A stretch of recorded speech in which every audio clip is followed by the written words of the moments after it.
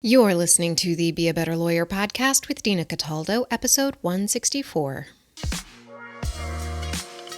So how do high-achieving lawyers break through generations of being taught that we have to grind ourselves into the ground to get results for clients, build a successful business, and create a life we love?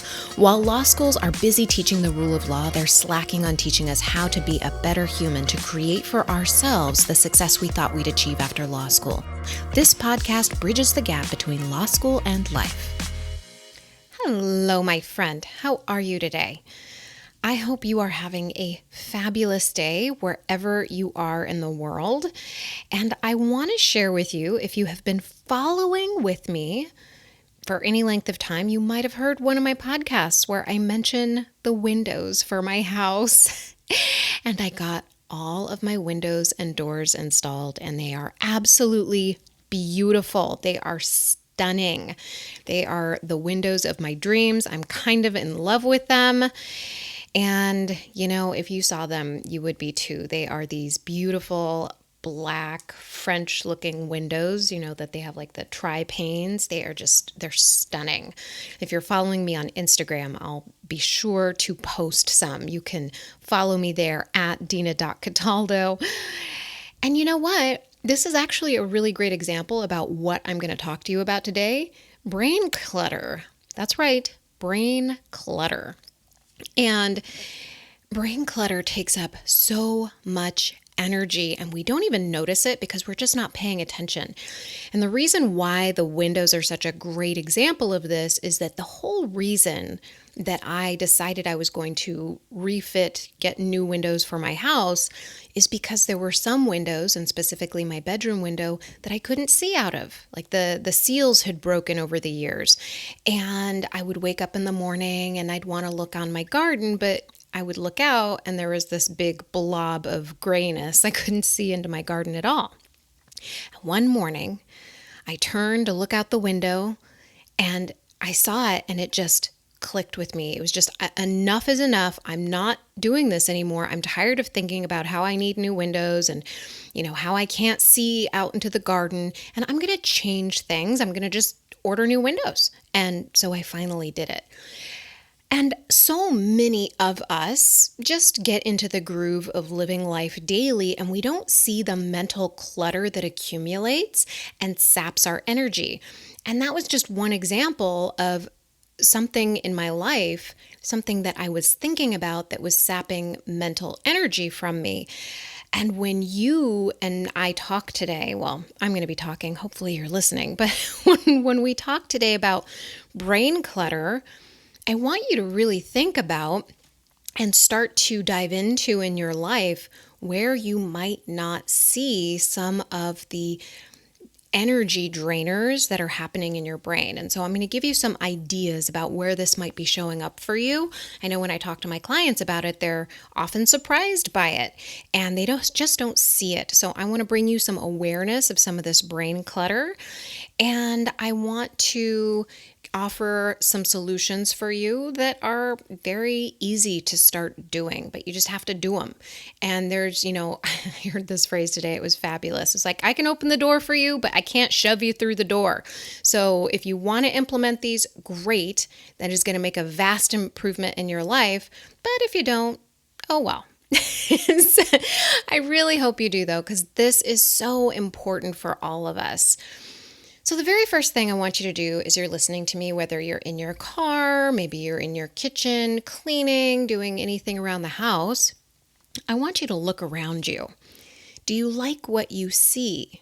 Is everything neat, tidy? Or do you see clutter? Maybe there's messy stacks of books and papers.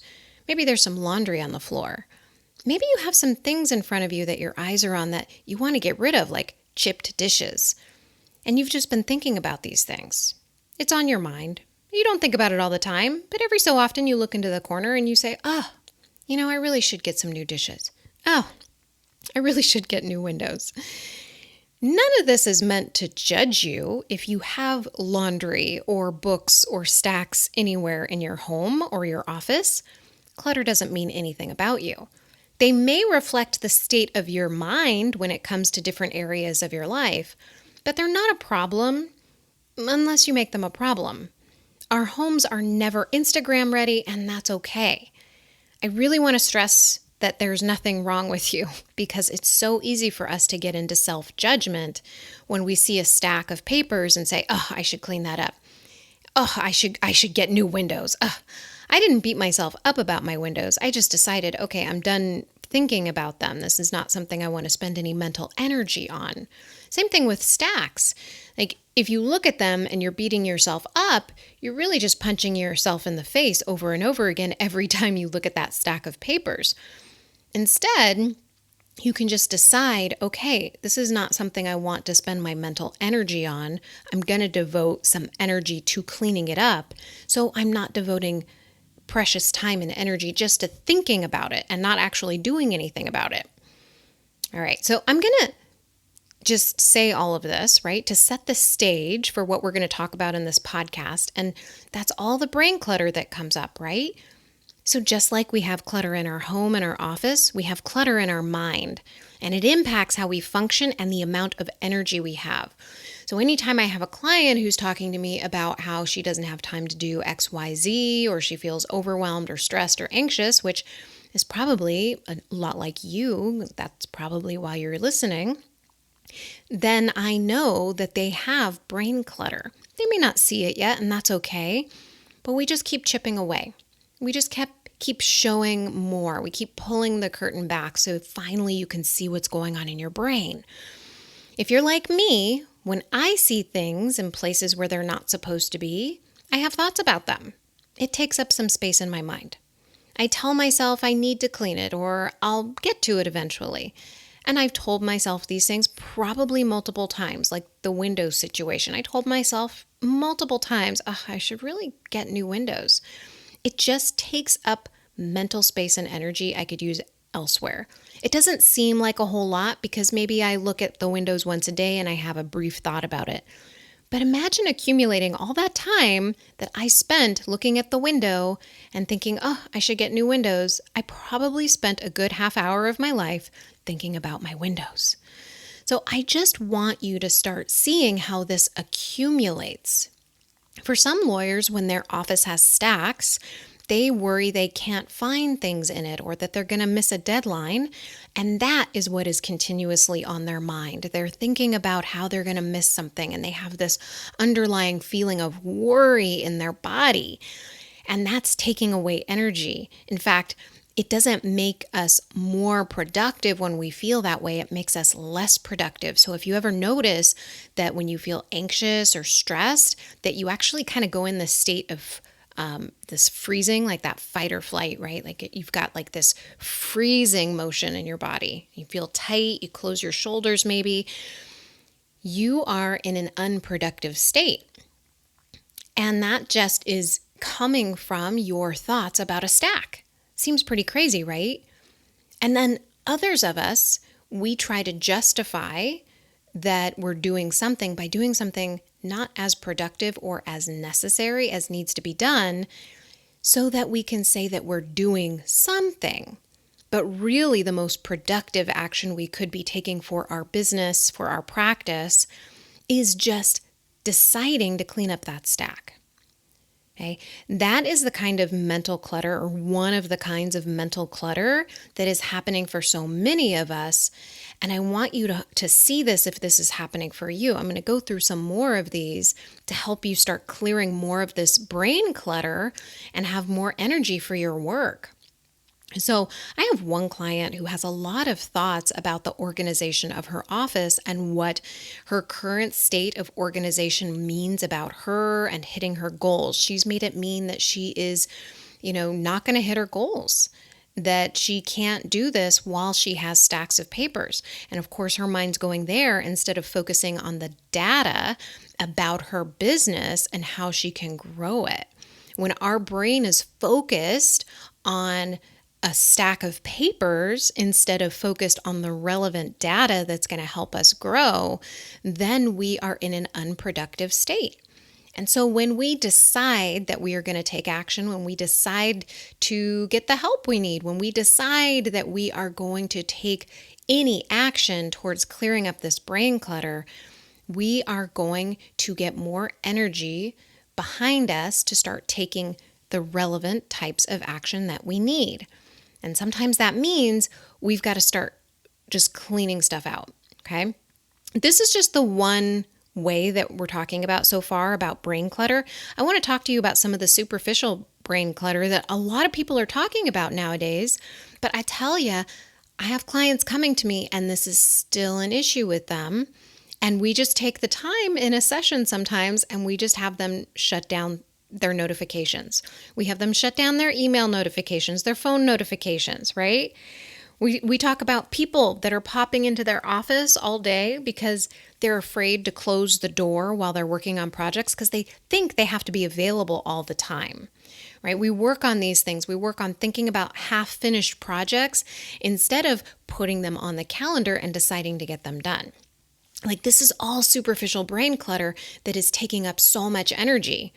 Like, rather than thinking about, having our brain focused on notifications while we're trying to talk to a client or while we're on a phone call or while we're answering another email, rather than having our attention continually divided, right? Splitting that energy over and over and over again, refocusing from one thing to another over and over and over again, we can make focused time for projects, for clients.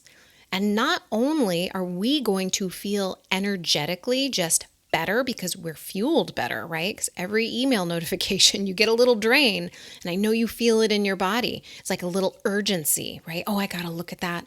I got to look at that right now. But rather than putting your attention, your energy into that notification, what if you took that energy and you used it to focus on listening to your client, to listening to your employee, to listening to what you need so that you can be focused, so that you can grow your practice?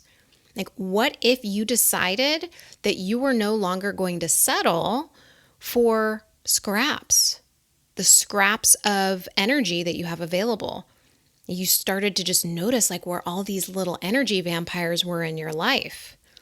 Because it's not just the clutter, the physical clutter. It's not just the notifications and the people, right, that you're letting into your office or you're picking up the phone when you're in your focus time.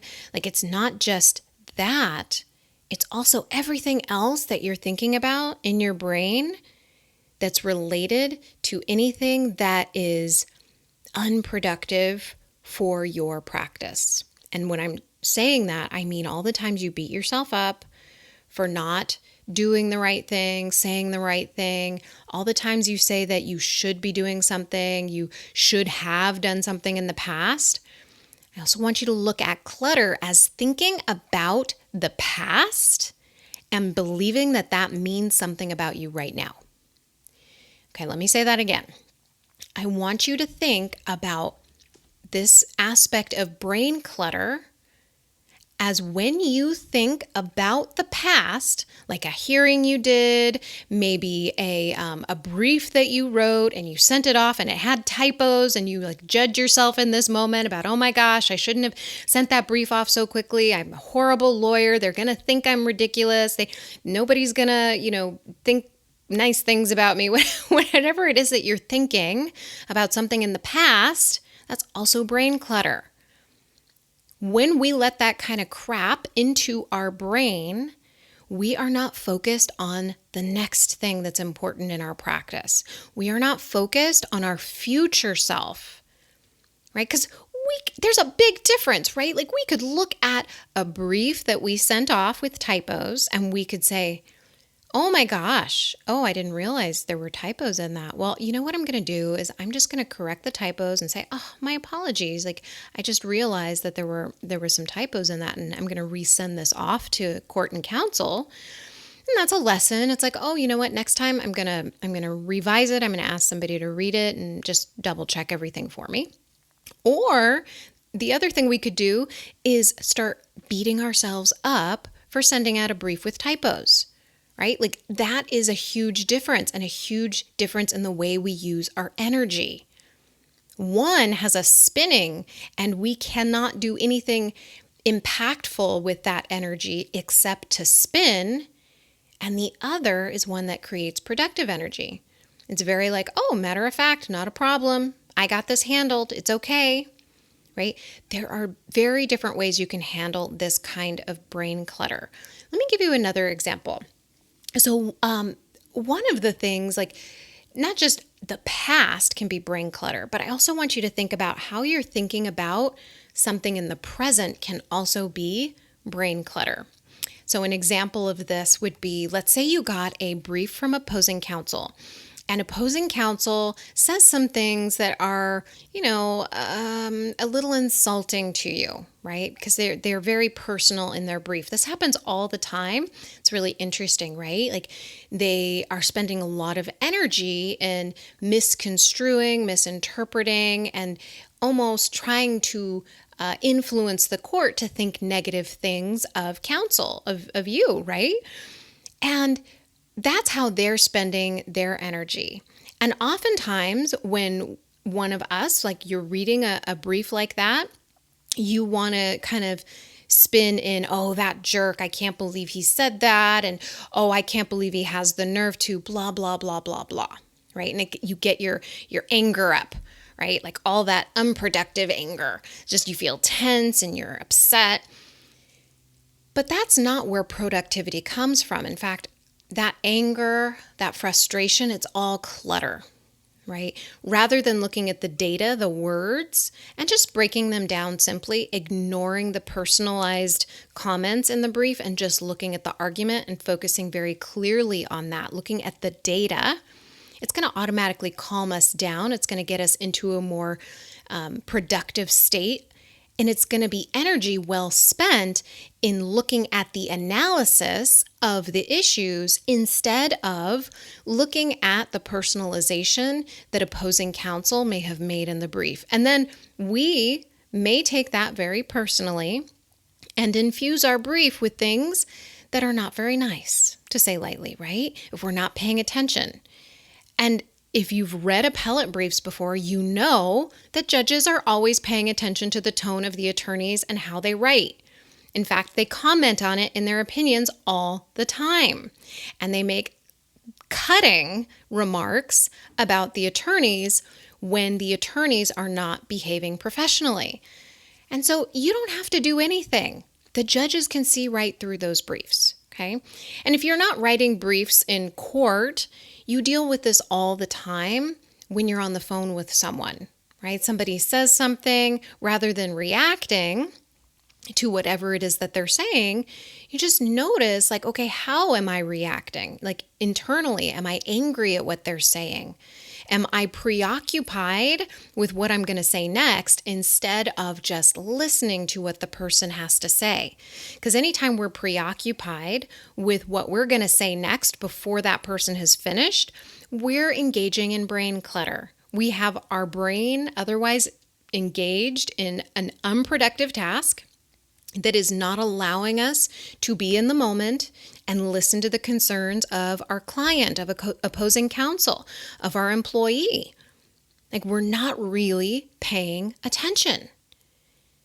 That is some of the impact that brain clutter can have on our practice and our life. I mean, you can extend this to your partner, right? You're living at home with someone, you're preoccupied on your phone, looking at email. That's brain clutter right there.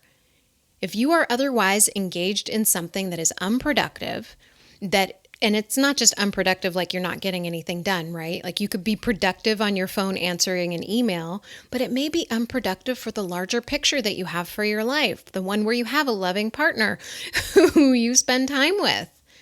Like, I want you to just look around at your life and start seeing if you're letting these brain clutter things accumulate in your life. Like, where are you seeing brain clutter show up? It could be the email notifications.